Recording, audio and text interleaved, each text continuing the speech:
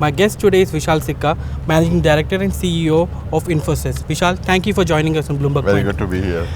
My first question, the biggest question which everyone is asking is about Trump. How Trump is going to change the way Indian companies are going to function in the United States?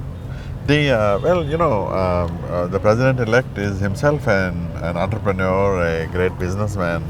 So we expect an administration that is business-friendly, that is innovation-friendly, that is entrepreneurship-friendly.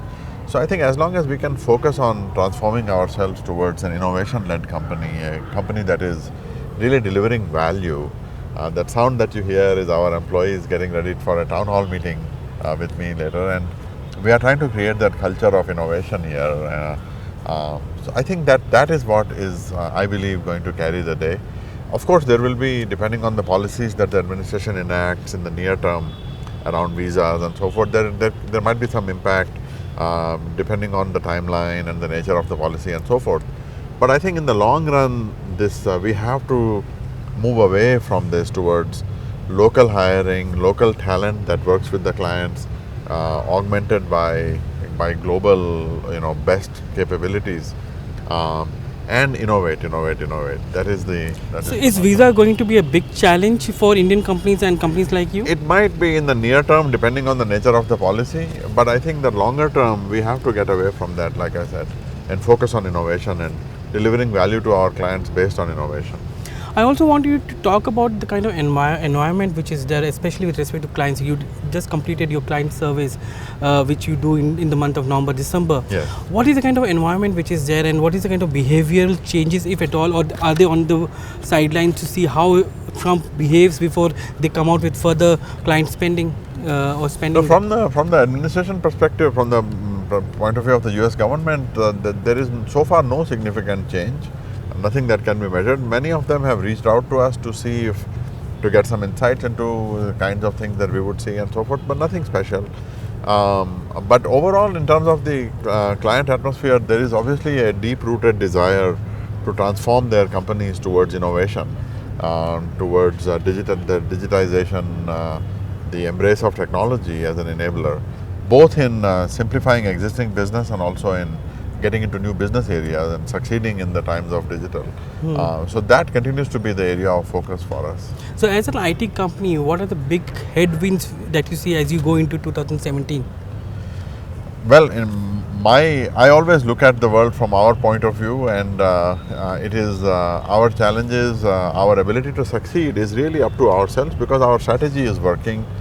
We know that the strategy is the right one, that we work together with our clients on their strategic priorities, and it is all about getting the sales engine to be working at maximum efficiency, making sure that our delivery is powered by innovation and by AI and by automation, that our processes are agile and so forth. So I think that the key success factor to me for the year ahead for fiscal 18 is all about execution and about our internal transformation. And this is what one of the messages you had for your employees for the new year as well. Yes. You were quoting Martin Luther King, saying that if you can't, you should fly.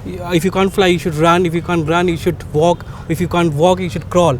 And but always keep making progress. Yes, and always move forward. Yes. That's the way it should be. Yeah. As far as machine learning, automation, artificial intelligence is concerned, how successful have you been in the last 30 months to get all your employees on the same platform to absorb that kind of new learning techniques, and so that they can go out to the clients? So from a point of view of education platform, we have done very well in terms of bringing the educational abilities, classes on AI and machine learning, and bringing those to a large scale and so forth. But from the point of view of bringing that to on a same platform within our customer base, this is not so straightforward because there are different platforms at the clients and so forth. So we have delivered our Mana platform in April of last year, and in the last 9 months, this is now our third quarter with Mana, and it has doubled every quarter the customer adoption. So we are really excited about that. So we are bringing that into our client base, and we are also getting our employees to really embrace automation in a very deep and wide-ranging way, to bring automation into everything that we do. 10 years ago when the iPhone came, there was this thing that they were saying that there is an app for that. So we talk about the fact that there is an automation for that. So we want our employees to not only do what their job is, but to write a tool for doing what their job is. And so there has to be a very deep-rooted embrace of automation so that we can free ourselves up to innovate. Ranga was mentioning about the fact that in the last 9 months, the net addition has been around 5,900 employees as compared to 17,000 the year before. Yeah. And is that purely led by the automation which has been, automation is one big part of it, but it is also about our agile reshaping of the workforce, our ability to do better demand forecasting and matching of the skills and so on. But automation obviously is a huge part of that, and in Q4, in calendar Q4, in fiscal Q3, we saved 2,700 or so people worth of effort through automation. So this is now starting to have an impact. Revenue per employee went up, even though revenue productivity, the pricing realization declined again year on year, minus 3.3% constant currency. So this is a very significant shift that we have seen in how we are working. So the clients are asking for more and less money, and that's where automation is coming in. Exactly. Another issue which I wanted to talk to you about automation, how it's changing the way industry is looking at it. We had Sunil Mittal talking about that the next few years we're going to see jobless growth. Yeah. Because automation and AI is going to take up all the jobs. Where and how will the new jobs come in, and which areas will the new jobs come in? There is a constant duality with technology. So automation and AI, the advance in AI technology will remove a lot of the jobs that we know about today.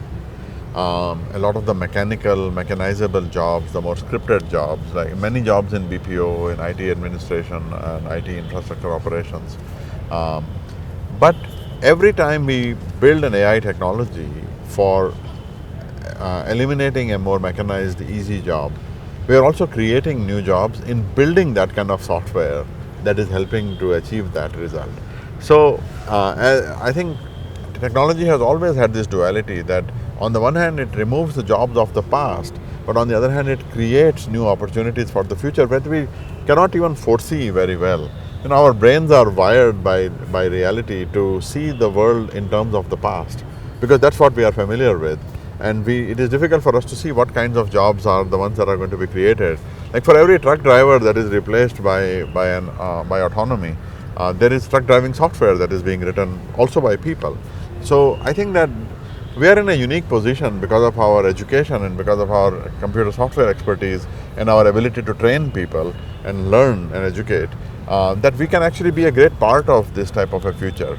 So I am very excited that as much as a lot of the mechanized work that we do can be removed with automation, we can actually create far more valuable, far more exciting futures for ourselves using the power of AI. So that shows a challenge for companies like you, because you have to train your workforce continuously, yes, so that they are able to foresee what is going to come in and hit them. Yeah. They don't become legacy going forward, right? Yes, and this is something that we are extremely good at. We have the world's largest corporate university in Mysore. We have training facilities in every DC, and we are now doing training on site as well, also working with Udacity and Coursera and so forth. Education is a very deep-rooted part of our fabric. So I always say that our strategy is not only renew and new, it is renew and new on a basis of culture, which is a culture of learning and education. So that is something fundamental to our future, and it is more and more necessary. We have to constantly reskill ourselves. My final question to you, Vishal, I know your employees are waiting for you there. The IT industry was the biggest job creator in the last decade. Do you see the IT industry to be the same job creator in the next 10 years? If we do this, embrace of AI and automation and an embrace of widespread innovation, and the IT industry for sure can be a great job creator again. Vishal, thank you very much for joining us. Thanks so much. Thank you.